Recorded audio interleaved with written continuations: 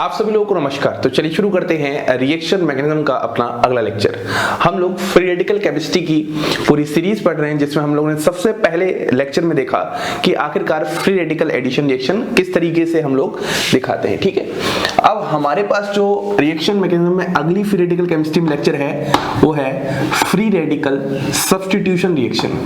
और मैंने आपको बता रखा है कि फ्री रेडिकल सब्स्टिट्यूशन रिएक्शन के बारे में हम लोग दो जगह स्टडी करने वाले हैं। एक तो सबसे पहले हम स्टडी करेंगे एल्केन के केस में, और फिर एक स्टडी करेंगे हम लोग एनबीएस के केस में। एन ब्रोमोसक्सिनामाइड हमारे पास रिएजेंट होता है, उस वाले केस में हम लोग वहां पर स्टडी करने वाले हैं। तो सबसे पहले अब हम स्टार्ट करने वाले हैं free radical substitution reaction in alkane. अब इसमें जो हमें रिएक्शन पढ़नी है उस रिएक्शन का नाम ही होता है फोटो हैलोजनेशन ऑफ एल्केन। हमने थोड़ा सा नेम को अच्छे से स्पेसिफाई कर रखा है, फोटो हैलोजनेशन ऑफ एल्केन। अब आखिरकार हम लोग नाम से क्या क्या मतलब समझ सकते हैं। देखो यहाँ पर इस नाम में दो वर्ड है, एक तो आपके पास फोटो वर्ड है, और जो फोटो वर्ड है वो फोटोकेमिकल कंडीशन से कहीं ना कहीं लाइट से संबंधित है। और हैलोजनेशन का मतलब पता ही है आपको पास, एल्केन पर हैलोजन का ऐड होना। हाइड्रोजनेशन क्या होता है, हाइड्रोजन का ऐड होना, वैसे ही हैलोजनेशन क्या होगा, हैलोजन का ऐड होना। किस पर, एल्केन पर। तो कहीं ना कहीं हमारी बातों में ये दो बातें बहुत ही मेजर रोल प्ले करने वाली हैं। और इस रिएक्शन को समझाने के लिए मैं एक छोटा सा एग्जांपल लेता हूं आपके सामने। यदि आपके पास कोई एल्केन है और एल्केन के पास आप कंडीशन लेके आ जाते हो X2 और HNu। देखो अब ये HNu एकदम स्पेसिफाई है, लेकिन हम लोग यहाँ पर फोटोकेमिकल कंडीशन के साथ थर्मल कंडीशन भी ले सकते हैं, मतलब हीटिंग की कंडीशन भी ले सकते हैं। HNu ले या फिर हीटिंग ले, दोनों ही कंडीशन में वहां पर क्या होगा, हैलोजनेशन ऑफ एल्केन होगा। लेकिन हम लोगों ने क्या लिखा है, फोटो हैलोजनेशन ऑफ एल्केन। तो मैंने और अच्छे से स्पेसिफाई किया है, तो मैं फोटोकेमिकल कंडीशंस की ही बात कर रहा हूं। तो हमारे पास यहाँ पर एल्काइल हैलाइड का फॉर्मेशन होगा। अब मैं एक एग्जांपल लिखूंगा, उस एग्जांपल से आपको बहुत हद तक चीजें समझ में आएंगी। जैसे हमारे पास CH4 है, और CH4 के सामने मैं यहाँ पर लिखता हूँ X2 और यहाँ पर लिखता हूँ मैं HNu। तो यहाँ पर आपके पास प्रोडक्ट बन जाएगा CH3X और साइड प्रोडक्ट आ जाएगा HX। तो मैं इस रिएक्शन की बात कर रहा हूं। अगर आप इस रिएक्शन को जरा ध्यान से देखोगे तो इस रिएक्शन में क्या हो रहा है, एक H हटाकर एक X आ रहा है, मतलब हाइड्रोजन हटाकर हैलोजन आ रहा है, तो सब्स्टिट्यूशन हो रहा है। और हमें अच्छे से पता है कि जब भी हमारे पास फोटोकेमिकल कंडीशन, थर्मल कंडीशन या पेरोक्साइड की कंडीशन आती है तो वो क्या होते हैं, फ्री रेडिकल इनिशिएटर होते हैं। तो यहाँ पर ये जो मैकेनिज्म होगी, ये मैकेनिज्म आपकी फ्री रेडिकल सब्स्टिट्यूशन मैकेनिज्म होने वाली है। बात एकदम अच्छे से क्लियर है, पॉइंट समझ में आ रहा है। तो हम लोग इसीलिए फोटो हैलोजनेशन ऑफ एल्केन को फ्री रेडिकल सब्स्टिट्यूशन रिएक्शन के अंदर पढ़ते हैं। अब इसी को हम थोड़ा सा और आगे बढ़ाते हैं। मान लो मैं एल्केन को चेंज करता जाता हूं, मैं एक क्वेश्चन कुछ ऐसा लेता हूं और आपके सामने यहां पर क्या है, साइक्लो एल्केन है, और यहां पर मैं लेता हूं Br2 और यहां लिखता हूं मैं HNu। इस बार मैंने X2 को स्पेसिफाई किया है। तो आप मुझे बताओगे प्रोडक्ट क्या होने वाला है। आप बोलोगे सर एक H हटाओगे और उसकी जगह एक Br आ जाएगा। अब यहां पर जितने भी H लगे हैं वो सारे ही H क्या है, इक्विवेलेंट है, अलग अलग H नहीं है। अगर सारे ही इक्विवेलेंट H हैं तो सबकी ही रिएक्टिविटी बराबर होगी, सभी ही सेम प्रोडक्ट देंगे। तो हम लोग किसी भी H को हटाकर कोई भी X लगा सकते हैं, मतलब इस जगह पर आप X लगा दो, और X की जगह आप क्या स्पेसिफाई करोगे इस बार, Br, और साइड में आपके पास साइड प्रोडक्ट क्या आ जाएगा, HBr। क्या पॉइंट एकदम क्लियर हो रहा है किस तरीके से फ्री रेडिकल सब्स्टिट्यूशन रिएक्शन हो रही है। अभी हम मैकेनिज्म में बाद में जाएंगे, पहले समझ लें कि हो क्या रहा है। और अगर हम एग्जांपल की बात करें तो और एग्जांपल को जरा ध्यान से समझना। हमारे पास कुछ यहाँ पर क्या है, प्रोपेन है, और प्रोपेन के सामने मैं यहाँ पर Cl2 और HNu लेके आ जाता हूँ। ठीक है, यहां पर मैंने ये रिएक्शन लिखी है। अब आप बताओ कैसे प्रोडक्ट होगा। तो सबसे पहले आप ये देखोगे वहां पर एल्केन में कितने तरह के H हैं, क्योंकि H को हटाकर हैलोजन आएगा। अब अगर H एक से ज्यादा डिफरेंट तरह के हो तो सवाल ये भी बनेगा कि सर कौन सा H हटाएं कौन सा H ना हटाएं। तो एक तो आप काम करो, देखो यहाँ पर जो ये वाला H है ये H डिफरेंट है, और यहाँ पर ये जो H है ये H डिफरेंट है। बाकी जो ये H यहाँ पर प्रेजेंट है वो इसके साथ क्या आ जाएगा, सेम आ जाएगा। तो हम बोलेंगे हमारे पास दो तरह के प्रोडक्ट का फॉर्मेशन होगा, एक तो ये वाले प्रोडक्ट का फॉर्मेशन होगा और एक ये वाले प्रोडक्ट का फॉर्मेशन होगा। जब हम मैकेनिज्म पढ़ेंगे तब मैं आपको अच्छे से समझाऊंगा। यहाँ पर आपके पास ये मेजर है और ये आपके पास माइनर है। आखिरकार सर ये मेजर माइनर कैसे आया, थोड़ा सा वेट करो। आपको पहले ये पता होना चाहिए कि एल्केन में सामने वाले कितने तरह के H हैं, उसके बाद दोनों ही तरह के H को हटाकर आप हैलोजन लगा दिए। अब मेजर के लिए आपको सिंपल सा बात पता है कि ये फ्री रेडिकल सब्स्टिट्यूशन रिएक्शन है, तो कहीं ना कहीं यहाँ पर फ्री रेडिकल की स्टेबिलिटी से संबंध होगा। तो इसको हम मैकेनिज्म में और अच्छे से क्लियर करने वाले हैं। ये तो हमारे पास पहला पॉइंट हो गया। अब यहाँ पर एक पॉइंट होता है कि जो हमारा प्रोडक्ट होता है वो प्रोडक्ट दो तरीके से वेरी करता है। एक तो आपके पास वेरी करता है या तो मोनो हैलोजेनेटेड प्रोडक्ट आएगा, इस बात को बहुत ध्यान से समझना, बहुत ही इंपॉर्टेंट बात है। या तो मोनो हैलोजेनेटेड प्रोडक्ट आएगा, मतलब सिर्फ एक ही हैलोजन हो प्रोडक्ट में। मोनो हैलोजेनेटेड का मतलब क्या है, सिर्फ एक ही प्रोडक्ट हो हैलोजन में। और या फिर आपका प्रोडक्ट क्या हो सकता है, पॉली हैलोजेनेटेड प्रोडक्ट हो सकता है। अब इस बात को ध्यान से समझो, ये mono halogenated product, poly halogenated product, ये दोनों ही बातें डिपेंड करती हैं कि आपने किसको कितने अमाउंट में लिया है। तो मोनो हैलोजेनेटेड प्रोडक्ट कब आएगा, आपके सामने यहाँ पर क्या क्या होगा, एल्केन होगा, और आपके सामने यहाँ पर क्या होगा, X2 होगा in presence of H new. आपके पास क्या होना चाहिए, सिर्फ एक ही हैलोजन आना चाहिए प्रोडक्ट में। तो इस वाले केस के लिए आपको एल्केन को एक्सेस में लेना पड़ेगा। जब आप एल्केन को एक्सेस में लोगे या सबस्ट्रेट को एक्सेस में लोगे तो वहां पर बार बार मॉलिक्यूल्स किसके मिलने वाले हैं, एल्केन के मिलने वाले हैं। तो उससे आपके पास जो कोलिजन की प्रोबेबिलिटी होगी उसमें सिर्फ मोनो हैलोजन ही वहां पर प्रेजेंट होगा। लेकिन अगर आप पॉली हैलोजेनेटेड प्रोडक्ट की बात कर रहे हो तो इस वाले केस के लिए आपको ध्यान से समझना पड़ेगा। आपके पास एल्केन है, सामने X2 है और फिर H न्यू है, तो इस बार X2 को आपको एक्सेस में लेना पड़ेगा। X2 एक्सेस में लेने से क्या होगा, X2 एक्सेस में लेने से ये होगा कि जो आपका सबसे पहले मोनो हैलोजेनेटेड प्रोडक्ट आएगा वो फर्दर X2 के साथ रिएक्ट करेगा तो डाई हैलोजेनेटेड प्रोडक्ट होगा। जो डाई हैलोजेनेटेड प्रोडक्ट आएगा वो फर्दर X2 के साथ रिएक्ट करेगा, ट्राई हैलोजेनेटेड प्रोडक्ट आएगा। तो इस तरीके से आपके पास पॉली हैलोजेनेटेड प्रोडक्ट का फॉर्मेशन हो जाएगा। अब इस ही बात को मैं कुछ एग्जांपल से समझाने की कोशिश करता हूं। अब हम बात कर लेते हैं कि आखिरकार किस तरीके से मोनो हैलोजेनेटेड प्रोडक्ट और पॉली हैलोजेनेटेड प्रोडक्ट की मैं बात कर रहा था। आपके पास ये सामने क्या है, मीथेन है, और मीथेन के सामने मैं सबसे पहले क्या लेके आता हूं, यहाँ पर Cl2H न्यू लेके आता हूं इस तरीके से। तो यहाँ पर आपके पास जो सबसे पहले प्रोडक्ट का फॉर्मेशन होगा वो कुछ ऐसा होगा, CH3 प्लस Cl। अब आपके पास अगर आप चाहते हो कि यही मोनो हैलोजेनेटेड प्रोडक्ट ही सिर्फ रहे, मतलब यही में आपके पास क्या रहे, मेजर रहे, तो आपको इसको मेजर रखने के लिए यहाँ पर एल्केन को एक्सेस में लेना पड़ेगा।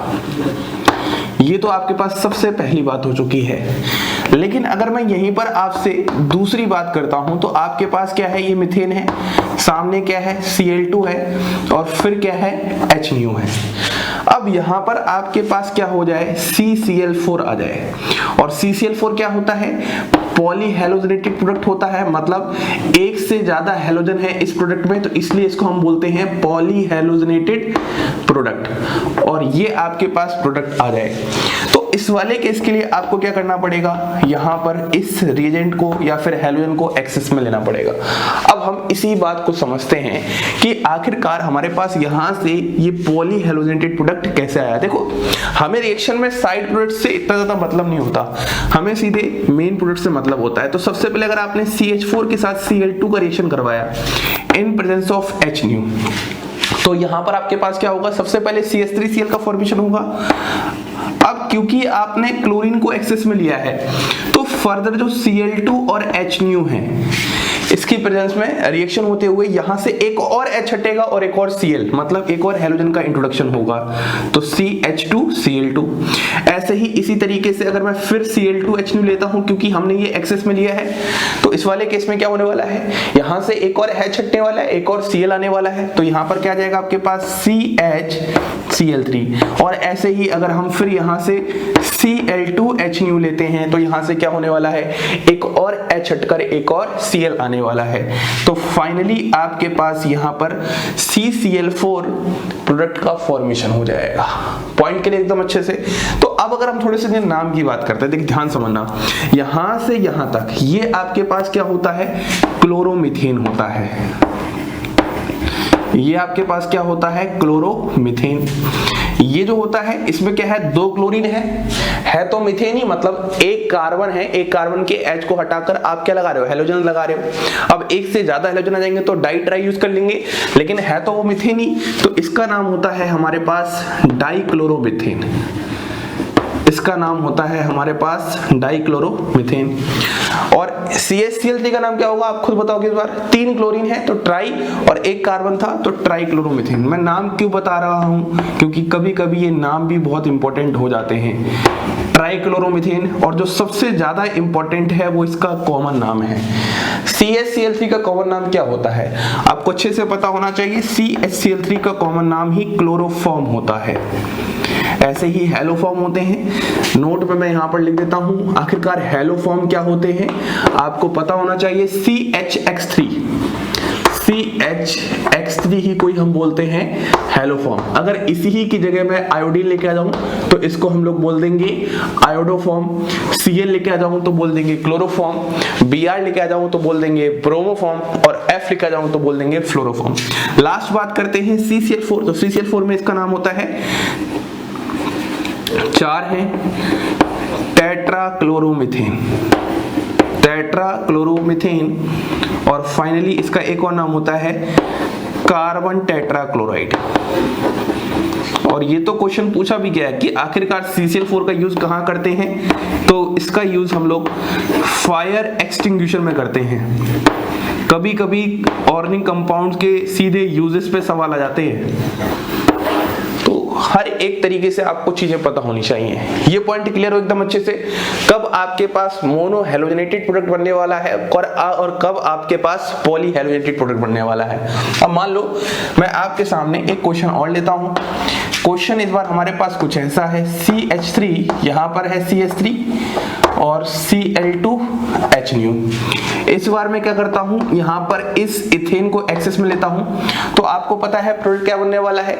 सबसे पहले तो आप ये देखा करो इस पे कितने तरह के H हैं। जब भी आप फ्री रेडिकल सब्स्टिट्यूशन पढ़ो एल्केन का, तो सबसे पहले आपका सवाल अपने आप से होना चाहिए कितने तरह के H हैं। तो आपको पता है टोटल 6 H हैं। ये तो हो गए कितने H हैं, कितने तरह के H हैं, तो एक तरह का ये H है, ये भी 1 डिग्री H है, ये भी 1 डिग्री H है।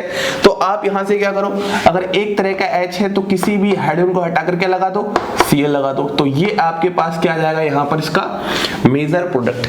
लेकिन अगर मैं थोड़ा सा सवाल बदल दूं, सवाल हमारे पास कुछ ऐसा आ जाए, CH3, यहां पर CH3, और यहां पर हम ले ले Cl2 और यहां पे H नहीं, और इस बार मैं Cl2 के लेता हूं, एक्सेस में लेता हूं। अब आप मुझे बताएंगे क्या आंसर आने वाला है। तो जब हम Cl2 को एक्सेस में लेंगे तो जितने भी आपके पास यहां पर H हैं, उन सभी H की जगह आपके पास क्या आने वाला है, क्लोरीन आने वाला है। तो ये आ जाएगा CCl3, और यहां पर भी आ जाएगा आपके पास CCl3। तो ये आपके पास यहां पर प्रोडक्ट आने वाला है। पॉइंट एकदम क्लियर है।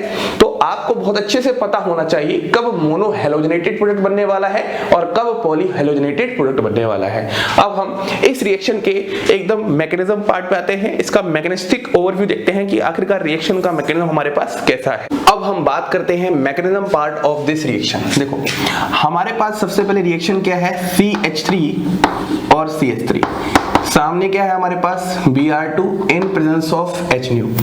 तो आपको अच्छे से पता है जब कुछ भी मेंशन ना किया हो कौन एक्सेस में है, तो आप वहां पर मोनो हेलोजिनेशन ही मान के चलने वाले हो। CH3 CH2 और यहां पर Br, और फाइनली ये आपके पास एक ओवरऑल रिएक्शन है। ये रिएक्शन एक फ्री रेडिकल सब्स्टिट्यूशन रिएक्शन है। तो इस रिएक्शन का आपके पास जो मैकेनिज्म होगा वो मैकेनिज्म भी कैसा होगा, 3 स्टेप में होगा। मैंने आपको बताया था जब भी कोई आपके पास फ्री रेडिकल मैकेनिज्म होती है वो हमेशा 3 स्टेप में होती है, जिसमें इसका सबसे पहला स्टेप क्या होगा, चेन इनिशिएशन। अब चेन इनिशिएशन में क्या होता है, फॉर्मेशन ऑफ फ्री रेडिकल होता है, जहां पर आपके पास क्या है, यहाँ पर Br। अगर आप यहाँ पर फोटोकेमिकल कंडीशन ले लो H न्यू, या फिर आप हीटिंग कंडीशन ले लो, थर्मल कंडीशन ले लो, तब भी आपके पास यहाँ पर क्या फॉर्मेशन होगा, सबसे पहले Br डॉट और Br डॉट का फॉर्मेशन होगा। तो मतलब यहाँ पर हमने सबसे पहले फॉर्मेशन ऑफ फ्री रेडिकल समझ लिया कि आखिरकार किस तरीके से होता है, इस बात को आपको ध्यान में रखना है। तो अभी हम लोगों ने बात की थी कि जब भी आप फ्री रेडिकल केमिस्ट्री की बात कर रहे हो सबसे पहले आपको बेसिक आइडिया होना चाहिए कब कब फ्री रेडिकल बनता है और आखिरकार फ्री रेडिकल की बेसिकली मेन रिएक्शंस क्या होती हैं। दो होती हैं, एक कॉम्बिनेशन और एक डिस्प्रोपोर्शनेशन, जिसको हमने पिछले लेक्चर में बात किया था। जो दूसरी बात है हमारे पास वो है chain propagation. Repetition of cycle होती है चेन प्रोपगेशन में। अब चेन प्रोपगेशन में आपके पास क्या है, जो सामने सबस्ट्रेट है, सबस्ट्रेट क्या है आपके सामने CH3, यहाँ पर CH3 और यहाँ सामने क्या है आपके पास Br डॉट, इस तरीके से आएगा सामने, इस तरीके से। और यहाँ पर आपके पास क्या हो जाएगा, यहाँ पर इस Br डॉट को देखकर यहाँ पर भी क्या हो जाएगा आपके पास होमोलिटिकली बॉन्ड ब्रेकिंग हो जाएगी।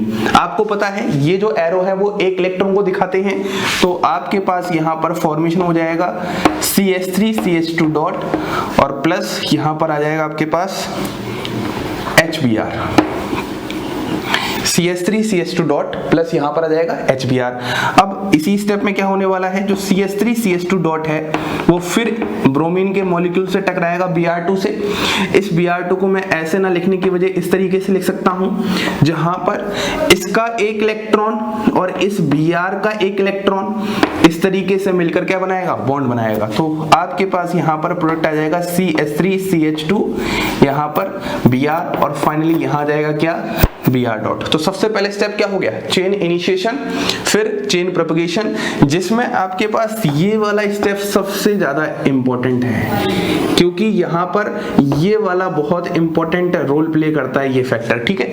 अब जो तीसरा स्टेप होता है वो तीसरा स्टेप होता है आपके पास चेन टर्मिनेशन।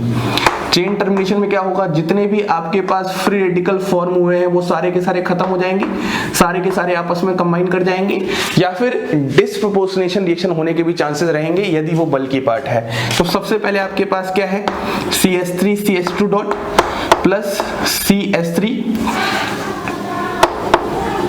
CH2 डॉट कुछ इस तरीके से हो जाएगा। तो यहाँ पर दो पॉसिबिलिटी है, एक तो सबसे पहली पॉसिबिलिटी है कि आपस में ये कंबाइन कर जाएं और कंबाइन करके आपके पास क्या फॉर्म हो जाएगा, CH3 CH2 और यहाँ पर क्या जाएगा CH3। और एक पॉसिबिलिटी और है कि आपस में क्या कर जाएं, डिस्प्रोपोर्शनेट कर जाएं। मैंने आपको जस्ट पिछले लेक्चर में समझाया था कि आखिरकार डिस्प्रोपोर्शनेशन रिएक्शन कैसे होती है और इस तरीके से आपके पास प्रोडक्ट का फॉर्मेशन हो जाएगा। तो यहाँ पर कौन सी रिएक्शन है, यहाँ पर आपके पास कॉम्बिनेशन रिएक्शन है, यहाँ पर कौन सी रिएक्शन है, यहाँ पर आपके पास डिस्प्रोपोर्शनेशन रिएक्शन है। एक तो ये हो गया। दूसरी पॉसिबिलिटी आपके पास फ्री रेडिकल की कुछ ऐसी हो सकती है, यहाँ पर ऐसा है और यहाँ पर इस तरीके से Br फ्री रेडिकल है। और अगर यहाँ पर Br फ्री रेडिकल है तो यहाँ पर क्या फॉर्मेशन हो जाएगा, CH3 CH2 और यहाँ पर Br। और अगर मैं एक और लास्ट पॉसिबिलिटी की बात करता हूँ तो आपके पास ब्रोमीन फ्री रेडिकल है और यहाँ पर फाइनली क्या बन जाएगा आपके पास, Br2 बन जाएगा। तो इस तरीके से आपके पास ओवरऑल मैकेनिज्म होती है। अब सवाल इस बात का है कि आखिरकार हमने इस मैकेनिज्म से इंपॉर्टेंट बात क्या निकाली। तो हमारे पास यहाँ पर डिफरेंट इंपॉर्टेंट बात आ रही है। हम लोग यहाँ से रिएक्टिविटी ऑफ सबस्ट्रेट की भी बात कर सकते हैं। कैसे बात कर सकते हैं, मैं आपके सामने एक क्वेश्चन लेके आता हूँ। क्वेश्चन है कुछ इस तरीके से और यहाँ पर आपके पास इस तरीके से सबस्ट्रेट है और मैं Cl डॉट लेके आ रहा हूँ। अब जो आपके पास क्लोरीन फ्री रेडिकल है उसके पास दो पॉसिबिलिटी है, एक तो इस H के साथ कंबाइन करके, मतलब यहाँ पर सबसे पहले एक पॉसिबिलिटी है आपके पास ये फ्री रेडिकल फॉर्म हो, और Cl डॉट के सामने एक पॉसिबिलिटी ये है कि आपके पास ये वाला फ्री रेडिकल फॉर्म हो। ये बात तो पक्की है कि जैसे ही आपके पास एल्केन सब्सट्रेट के सामने क्लोरीन फ्री रेडिकल आएगा वहां पर ये भी फ्री रेडिकल के फॉर्म में बदल जाएंगे। ये हो जाता है आपके पास 1 डिग्री फ्री रेडिकल और ये हो जाता है आपके पास 2 डिग्री फ्री रेडिकल। अब मेरा सवाल आप लोगों से बस इतना सा है कि आखिरकार रिएक्शन में मेजर प्रोडक्ट कहां से बनेगा। तो याद करो, जस्ट मैंने अभी एक क्वेश्चन कराया था जहां पर आपके पास दो तरह के डिफरेंट H होते थे, दो प्रोडक्ट आए थे, तो वो यही था। तो आपके पास तो एक तो Cl यहां लग जाता था और एक Cl यहां लग जाता था। तब हम लोग ये डिसाइड नहीं कर पा रहे थे अच्छे से कि मेजर कौन सा होगा, लेकिन अब हम अच्छे से डिसाइड कर पाएंगे कि हमारे पास जो बनने वाला फ्री रेडिकल है जितना ज्यादा स्टेबल होगा उतना ही ज्यादा वहां पर वह प्रोडक्ट जल्दी भी बनेगा और मेजर भी बनेगा। पॉइंट क्लियर एकदम अच्छे से। हम लोगों ने एक थंब रूल पढ़ा हुआ है ना कि कोई भी भी रिएक्शन होती है, यदि वो रिएक्शन इंटरमीडिएट से होकर जाती है तो जितना ज्यादा स्टेबिलिटी ऑफ रिएक्शन इंटरमीडिएट होती है उतना ही ज्यादा प्रोडक्ट भी बनता है और उतना ही ज्यादा जल्दी प्रोडक्ट बनता है। ठीक है, तो दोनों ही बातें हमें एकदम अच्छे से क्लियर हो गई। तो हम बोलेंगे यहां से हमारे पास क्या आ जाएगा, मेजर प्रोडक्ट आ जाएगा CH3CH ClCH3, और यहां से आपके पास यहां से ये लगा दोगे इस तरीके से, मैं बता देता हूं CH3 CH2 CH2Cl। तो ये तो आपका क्या है, मेजर प्रोडक्ट है, और वह वाला प्रोडक्ट क्या था आपके पास, माइनर था। तो ये बातें आपको यहां से निकालनी थी। अब इस मैकेनिस्टिक पार्ट के बाद अब हम लोग बात करते हैं कि आखिरकार ओवरऑल ऑर्डर ऑफ आपके पास एल्केन का क्या रहेगा, मतलब डिफरेंट H हटाकर जो फ्री रेडिकल बनेगा उसका क्या रहेगा। और उसके बाद फिर हम एक बात करते हैं कि अगर हमारे पास डिफरेंट हैलोजेंस आ जाएं, जैसे F2 आ जाए, Cl2 आ जाए, Br2 आ जाए, I2 आ जाए, उनके केस में हमारे पास ओवरऑल ऑर्डर क्या रहने वाला है। अब हम बात कर लेते हैं रिएक्टिविटी की। देखो, हम रिएक्टिविटी को दो पार्ट्स में डिवाइड करते हैं। सबसे पहले हम रिएक्टिविटी ऑफ डिफरेंट H की बात करते हैं, जहां पर हमारे पास यदि सबस्ट्रेट में क्या हो, डिफरेंट H हो, और हमारे पास क्या हो, डिफरेंट सबस्ट्रेट हो। और एक हम बात करते हैं मोनो हैलोजेनेटेड जो प्रोडक्ट होते हैं, उसके लिए हमारे पास जो X2 है, X2 मतलब हैलोजन है, उनकी आखिरकार रिएक्टिविटी क्या रहने वाली है। तो सबसे पहले हम डिस्कस करने वाले हैं डिफरेंट H के केस में। अब डिफरेंट H के केस में आपके पास सबस्ट्रेट डिफरेंट होंगे, तो ये जो पूरी बात है ये डिपेंड करेगी स्टेबिलिटी ऑफ फ्री रेडिकल। जितनी ज्यादा आपके पास स्टेबिलिटी ऑफ फ्री रेडिकल रही होगी तो वहां पर उसका रेट भी सबसे ज्यादा रहा होगा। जैसे हम बात करते हैं, सबसे पहले हमारे पास यहाँ पर क्या है, इस तरीके से एक बेंजाइलिक H है। मैं सारे ही H को क्या करता हूँ, सर्कल कर देता हूँ। उसके बाद हमारे पास यहाँ पर क्या है, एक CH3 CH double bond CH2, और यहाँ पर मैं एक H और सर्कल कर देता हूँ। तो ये H आपका क्या है, बेंजाइलिक H है, मतलब नाम लिख देते हैं। यहाँ पर आपके पास बेंजाइलिक H है, यहाँ पर आपके पास एलाइलिक H है। ऐसे ही अगर मैं और बात करता हूँ, 3 डिग्री H भी रहा होगा, 2 डिग्री H भी रहा होगा, और 1 डिग्री H भी रहा होगा। ये तो आप समझ रहे हो, 3 डिग्री H का मतलब किसी 3 डिग्री कार्बन से जुड़ा हो, 2 डिग्री H का मतलब किसी 2 डिग्री कार्बन से जुड़ा हो, और 1 डिग्री H का मतलब किसी 1 डिग्री कार्बन से जुड़ा हो। और ऐसे ही लास्ट में आपके पास एक विनाइलिक H भी हम लोग बना देते हैं यहाँ पर। तो हमारे पास ये सारे के सारे डिफरेंट सबस्ट्रेट हैं। अब डिफरेंट सबस्ट्रेट में सबसे रिएक्टिविटी होती है बेंजाइलिक H की, फिर होती है एलाइलिक H की, फिर होती है 3 डिग्री, 2 डिग्री, 1 डिग्री, और लास्ट में होती है हमारे पास विनाइलिक H। क्योंकि मैंने ये किस बेसिस पर बताया, मैंने ये सिर्फ और सिर्फ स्टेबिलिटी ऑफ फ्री रेडिकल के बेसिस पर बताया। बेंजाइलिक H की रिएक्टिविटी सबसे ज्यादा होने का कारण क्या है, आप खुद सोचो। अगर हम यहाँ पर होमोलिटिकली बॉन्ड ब्रेकिंग करवाएंगे तो आपके पास ये बेंजाइलिक फ्री रेडिकल बनेगा, और ये बेंजाइलिक फ्री रेडिकल रेजोनेंस में जाकर स्टेबलाइज हो जाएगा। वैसे ही यहाँ पर 3 डिग्री H में हाइपर कॉन्जुगेशन और इंडक्टिव लगेगा तो ज्यादा स्टेबलाइज होगा। रेजोनेंस के बाद हमें एक ओवरऑल ऑर्डर पता है, जो स्टेबिलिटी का हमारे पास ओवरऑल ऑर्डर होता है, उसमें सबसे पहले हम देखते हैं रेजोनेंस, फिर देखते हैं हम हाइपर कॉन्जुगेशन, और लास्ट में देखते हैं हम इंडक्टिव इफेक्ट। उसी के बेसिस पर मैंने बताया है। अब हम बात करते हैं मोनो हैलोजेनेटेड यदि प्रोडक्ट हो, मतलब मोनो हैलोजेनेटेड प्रोडक्ट का मतलब क्या है, यदि हमारे पास सेम टाइप ऑफ H रहा हो। जब हम सेम टाइप H की बात करेंगे तभी तो हम बोलेंगे मोनो हैलोजेनेटेड प्रोडक्ट है। और X2 की हम रिएक्टिविटी की बात करते हैं, तो X2 में हमारे पास कौन कौन सा आ जाता है, एक तो F2 आ जाता है, एक Cl2 आ जाता है, एक Br2 आ जाता है, और एक I2 आ जाता है। इनकी हमें बात करनी है। देखो, जब हम F2 के साथ रिएक्शन कराते हैं तो यहाँ पर ये रिएक्शन क्या होती है, हाईली एक्सोथर्मिक रिएक्शन होती है।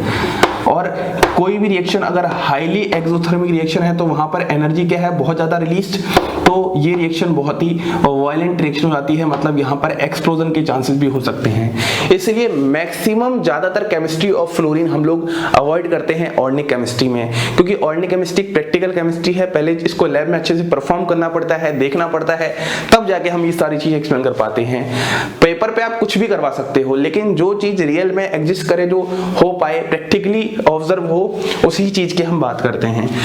और हाईली एक्सोथर्मिक है। वहीं पर जो आयोडीन की केमिस्ट्री है ये कैसी है, ये रिवर्सिबल नेचर की है। अगर ये रिवर्सिबल नेचर है तो हम बोल सकते हैं ये रिएक्शन हमारे पास कैसी है, बहुत ही स्लो है।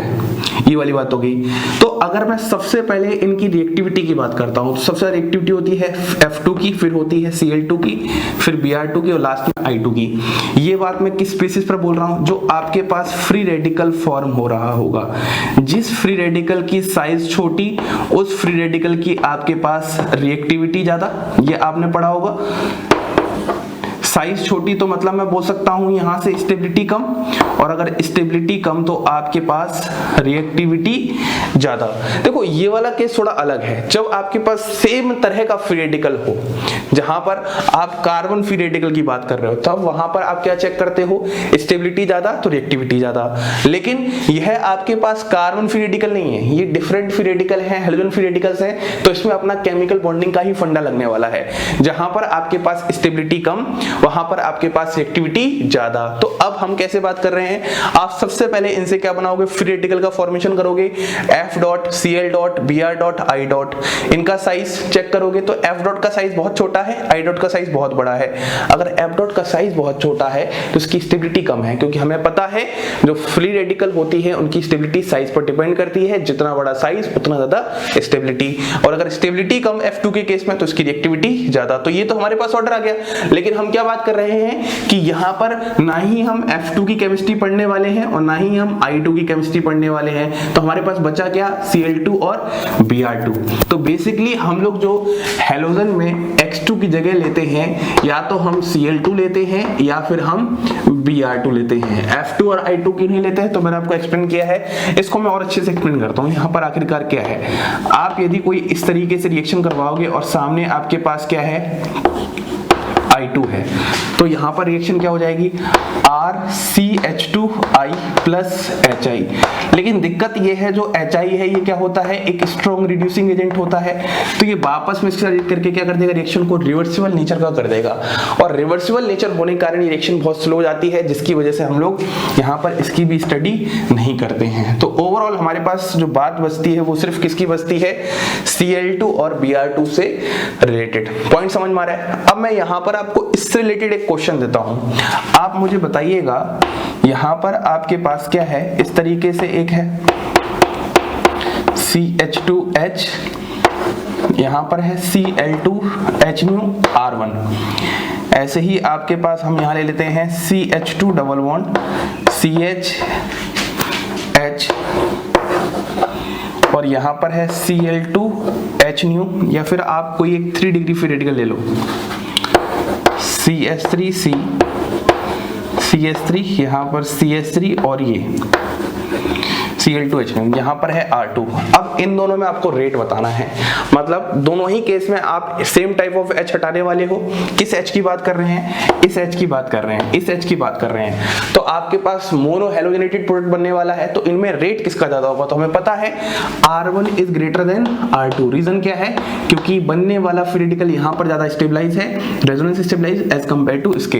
तो ये ओवरऑल कहानी हमारे पास होती है रिएक्टिविटी की। अब यहाँ से ही रिलेटेड एक टॉपिक होता है सेलेक्टिविटी एंड रिएक्टिविटी। देखो हमें पता है Cl2 और Br2 ही हमारे पास हेलोजेनेशन रिएक्शन दिखाते हैं, लेकिन इनके बेसिस पर भी एक पूरी टेबल होती है, जहां पर एंड में कंक्लूजन ये आता है कि Cl2 ज्यादा रिएक्टिव होता है और Br2 ज्यादा सेलेक्टिव होता है। और ये बहुत इंपॉर्टेंट टेबल है रिएक्टिविटी और सेलेक्टिविटी की। चलो हम समझते हैं। तो अब हम बात कर लेते हैं एक बहुत ही important point, selectivity versus reactivity.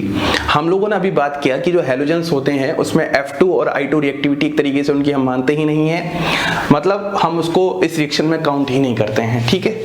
दूसरी बात है, अगर Cl2 और Br2 है तो यहाँ पर एक कॉन्सेप्ट आता है, concept of selectivity versus reactivity. तो ये आपके पास एक टेबल होती है जो कि आपको थोड़ा सा याद रखना पड़ेगा, सेलेक्टिविटी ऑफ हैलोजेंस। और ये एक स्टैंडर्ड फॉर्मूला होता है जिसके बेसिस पर आप इस सेलेक्टिविटी और रिएक्टिविटी को बता पाओगे।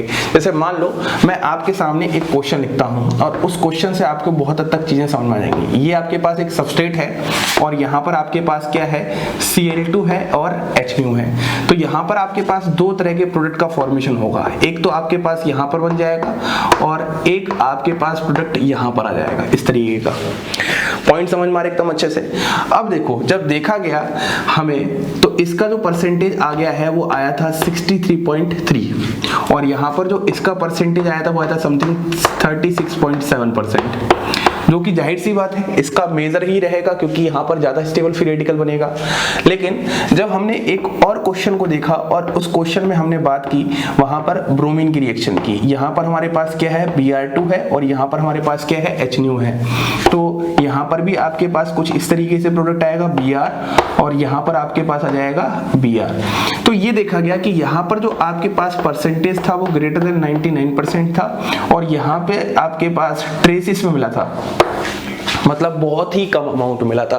तो अगर आप जरा ध्यान से देखोगे इन दोनों ही के परसेंटेज को ध्यान से देखो, यहाँ पर एक अच्छा खासा परसेंटेज है इस वाले प्रोडक्ट का, लेकिन अगर आप यहाँ पर देखोगे तो देखो कितना ज्यादा डिफरेंस है। मतलब इस वाले केस में कहीं ना कहीं कॉन्सेप्ट ऑफ रिएक्टिविटी लग रहा है, रिएक्टिविटी ज्यादा होने की वजह से, ज्यादा जल्दी होने की वजह से यहाँ पर इसका भी प्रोडक्ट आ चुका है, लेकिन यहाँ पर बहुत ही आराम से, बहुत ही सही तरीके से क्या आ रहा है, यहाँ पर कॉन्सेप्ट ऑफ सेलेक्टिविटी आ रहा है कि जो आपके पास सही में स्टेबल था उसी को सबसे ज्यादा मेजर लाया गया है। तो पॉइंट ये है कि आखिरकार ये परसेंटेज कैसे कैलकुलेट हुए, तो परसेंटेज यहां से कैलकुलेट होंगे। जैसे मान लो आपको इसका निकालना है तो percentage of 1 degree halo alkane है, ठीक है, वो कैसे निकालोगे, तो आप लोग अगर 1 डिग्री हो तो इस वाले फॉर्मूले का जितने आपके पास 1 डिग्री H एटम है उनको ऊपर रखो। जैसे 1 डिग्री H एटम यहाँ पर कितने हैं, 9 है, उनको ऊपर रख दिया और यहाँ पर Cl का 1 डिग्री H एटम का कितना है, 1, तो 9 into 1 हो जाएगा अपॉन कितने डिफरेंट तरह के H हैं उनकी आप यहाँ पर सेलेक्टिविटी देख लो, तो उसके बेसिस पर आपके पास परसेंटेज तो यहाँ ये टेबल और इस फॉर्मूले से आ जाएंगे। लेकिन पॉइंट ये था कि आखिरकार इससे बात क्या निकल के आ रही है, तो बात यही निकल के आ रही है जब हम Cl की केमिस्ट्री पढ़ रहे हैं तो यहाँ पर रिएक्टिविटी वाला कॉन्सेप्ट है और जब हम Br की केमिस्ट्री पढ़ रहे हैं तो यहाँ पर सिलेक्टिविटी वाला कॉन्सेप्ट है। इस बात को समझने के लिए एक बहुत ही सिंपल सा एग्जांपल है। पापा और मम्मी दो लोग सब्जी लेने गए, ठीक है, तो पापा है वो जल्दबाजी में सब्जी लेके आ जाएंगे, कैसी भी आ जाएगी, लेकिन मम्मी बहुत ही आराम से, इत्मीनान से, सेलेक्टिविटी के साथ चीजें लेके आएंगी। तो यही कॉन्सेप्ट है, आप इसी चीज को उससे रिकॉल कर सकते हो। तो यहाँ पर आपके पास क्या हो जाएगी, रिएक्टिविटी हो जाएगी और यहाँ पर आपके पास क्या हो जाएगी, सेलेक्टिविटी हो जाएगी। उम्मीद करता हूँ आपको ये कॉन्सेप्ट बहुत अच्छे से समझ में आ चुका होगा और ज्यादा इसको दिल पर नहीं लेना, खो नहीं जाना इसके अंदर, बस आपको इन दोनों को ध्यान रखना है और आप इस तरीके से डिफरेंट सबस्ट्रेट की बात कर सकते हो। मान लो मैं अगर आपको क्वेश्चन होमवर्क देता हूं और होमवर्क में क्वेश्चन है CH3 CH2 CH3 और यहाँ पर आपके पास क्या है, Cl2 और HNO है, तो आपके पास दो प्रोडक्ट आने वाले हैं, दोनों ही प्रोडक्ट का आप लोग परसेंटेज निकालना। तो आप देखना उन दोनों ही परसेंटेज में ज्यादा गैप नहीं होगा, कम गैप होगा। वो कम गैप किसकी वजह से है, रिएक्टिविटी की वजह से है। तो ये होता है आपके पास concept of selectivity versus reactivity.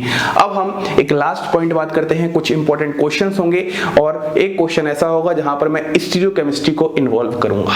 अब हम इन क्वेश्चंस की बात कर लेते हैं। देखो सबसे पहला क्वेश्चन आपके पास ये है, आपको सारे पॉसिबल प्रोडक्ट बताने हैं इंक्लूडिंग स्टीरियो आइसोमर और एक्सक्लूडिंग स्टीरियो आइसोमर। देखो ध्यान समझना, आपके पास सामने क्या है, Cl2 HNO है, तो सबसे पहले इसको किसकी तलाश होगी, जितने भी आपके पास क्या है, डिफरेंट H हैं। तो सबसे पहले आप ये क्या करो, डिफरेंट H को तलाशा करो। देखो ये वाला H डिफरेंट है, ये इसके साथ सेम आ जाएगा, ये वाला H यहाँ पर डिफरेंट है, यहाँ पर डिफरेंट है और यहाँ पर डिफरेंट है। तो सबसे पहले आपके पास तो पॉसिबिलिटी ये हो जाएगी कुछ इस तरीके से, पहला प्रोडक्ट, उसके बाद आपके पास जो दूसरा प्रोडक्ट हो जाएगा वो यहाँ पर Cl आ जाएगा, तीसरा प्रोडक्ट हो जाएगा वो आपके पास यहाँ पर Cl आ जाएगा और जो लास्ट वाला प्रोडक्ट हो जाएगा वो आपके पास यहाँ पर इस तरीके से Cl आ जाएगा। तो ये तो आपके पास स्टार्टिंग में 4 मोनो हेलोजेनेटेड प्रोडक्ट हैं जो कि आपस में सारे क्या हैं, कॉन्स्टिट्यूशनल आइसोमर्स हैं। तो ये आपका आंसर आ जाएगा एक्सक्लूडिंग स्टीरियो आइसोमर्स, आपके पास क्या आ जाएगा, 4। लेकिन अगर आप आइसोमर्स जो स्टीरियो आइसोमर्स हैं अगर उनको इंक्लूड करोगे तो अब आपको देखना होगा कायरल सेंटर। अगर आप इस सेंटर पे देखोगे तो क्या कायरल सेंटर है, नहीं है। इस सेंटर पे देखोगे तो यहाँ पर कायरल सेंटर है। कायरल सेंटर का मतलब होता है एक sp3 हाइब्रिडाइज्ड कार्बन जिस पर चारों ही जो ग्रुप होते हैं वो चारों ग्रुप क्या हो, डिफरेंट हो, तो वहां पर कायरल सेंटर होगा। और जहां पर भी कायरल सेंटर होता है तो उसके साथ उसका क्या होगा, एक एनेंशियोमर भी होगा। यहाँ पर बात करते हैं, क्या यहाँ पर कायरल सेंटर है? नहीं है, क्योंकि ये दोनों ही ग्रुप क्या है, सेम है। बाकी सब तो आप चेक कर सकते हो। इस वाली पोजीशन पर आप देखो, यहाँ पर देखो कायरल सेंटर है आपके पास, तो यहाँ पर भी आपके पास इसका क्या आ जाएगा, एनैंटियोमर आ जाएगा। ऐसे ही लास्ट वाले केस में कोई कायरल सेंटर नहीं है। तो अगर हम इंक्लूडिंग स्टीरियोआइसोमर्स करते हैं तो 2 यहाँ से 4, यहाँ से 5 और 6 आंसर आ जाएगा। तो इसीलिए ये क्वेश्चन बहुत अच्छे लेवल के हो जाते हैं। जैसे ही फ्री रेडिकल सब्स्टिट्यूशन रिएक्शन में क्या जोड़ देते हैं, स्टीरियोकेमिस्ट्री, वहां पर आपको एनैंटियोमर्स का, डायस्ट्रोमर्स का, रेसिंग मिक्सचर का, इन सब की बहुत अच्छी नॉलेज होनी चाहिए। पॉइंट समझ में आ रहा है? तो सबसे पहले आप जितने भी डिफरेंट एच होते हैं उसकी जगह हेलोजन लगाओ, फिर आप चेक करो यदि कोई कायरल सेंटर जनरेट हो रहा है तो हर कायरल सेंटर के जनरेट होने पर आपको 2 स्टीरियोआइसोमर्स मिलने वाले हैं। ठीक है, अब हम इन क्वेश्चंस की बात करते हैं। How many mono halogenated product possible? ये एक दूसरे टाइप का क्वेश्चन है। आपसे ये पूछ रहा है कि आपके पास कितने तरह के मोनो हेलोजनेटेड प्रोडक्ट बनेंगे, तो जितने तरह के आपके पास डिफरेंट एच होंगे। इस वाले सवाल में देखेंगे तो आपके पास सिर्फ एक तरह का ही एच है, तो यहाँ पर आंसर आ जाएगा CH3Cl। इस वाले बात करते हैं तो ये दोनों एक ही तरह के एच है, तो यहाँ पर आपके पास आंसर आ जाएगा CH3CH2Cl। इस सवाल को देखो जरा ध्यान से, यहाँ पर आपके पास ये वाला एच डिफरेंट है, ये वाला एच डिफरेंट है, तो आपके पास आंसर क्या आ जाएगा, CH3CH2Cl प्लस एक पॉसिबिलिटी आपके पास हो जाएगी CH3Cl और यहाँ पर CH3। तो आपके पास जितने तरह के डिफरेंट एच होते हैं उतने ही आपके पास मोनो हेलोजनेटेड प्रोडक्ट पॉसिबल होते हैं। जैसे अगर मैं इस वाले केस में बात कर रहा था तो आपके पास 4 तरह के डिफरेंट एच थे, तो 4 मोनो हेलोजनेटेड प्रोडक्ट पॉसिबल थे। अगर आपको स्टीरियोआइसोमर्स इंक्लूड करने के लिए बोल रहा है तब इंक्लूड करना। ठीक है, इस वाले सवाल की बात करते हैं। इस वाले सवाल में क्या है, आपके पास ये सारे ही तरह के एच यहाँ पर क्या है, सेम है, तो आपके पास यहाँ पर सिर्फ एक तरह का प्रोडक्ट पॉसिबल है। ये देखो, ये आपके पास थोड़ा सहज टाइप का लग रहा होगा, तो यहाँ पर ये जितनी भी आपको कार्बन दिख रहे हैं ये सब कार्बन एक ही तरह के हैं, भले ही उनका रिप्रेजेंटेशन अलग तरीके से किया है, लेकिन यहाँ पर आपके पास एक ही तरह के एच होने के बावजूद यहाँ पर इसके पास एक ही तरह का प्रोडक्ट पॉसिबल है। तो ये हमारे पास पूरा कॉन्सेप्ट था फ्री रेडिकल सब्स्टिट्यूशन रिएक्शन का। उम्मीद करता हूँ आपको ये लेक्चर बहुत अच्छे से समझ आया होगा। अगर आपको ये बात समझ में आ चुकी है तो मैं आपको लास्ट में एक क्वेश्चन होमवर्क दे रहा हूँ, उस क्वेश्चन को आप अपने आप ट्राई करना और आंसर कमेंट में बताना। क्वेश्चन है यहाँ पर, ये है आपके पास और सामने है Cl2H2, तो आपको ऑल पॉसिबल प्रोडक्ट बताने हैं। जैसे ही आपके पास ऑल पॉसिबल प्रोडक्ट आ जाता है तो आपको उसके अंदर स्टीरियोआइसोमर्स का भी कॉन्सेप्ट लगाना पड़ता है, और ये बहुत ही स्टैंडर्ड क्वेश्चन है और बहुत ही अच्छा क्वेश्चन है। इसी के साथ आप सभी लोगों को धन्यवाद।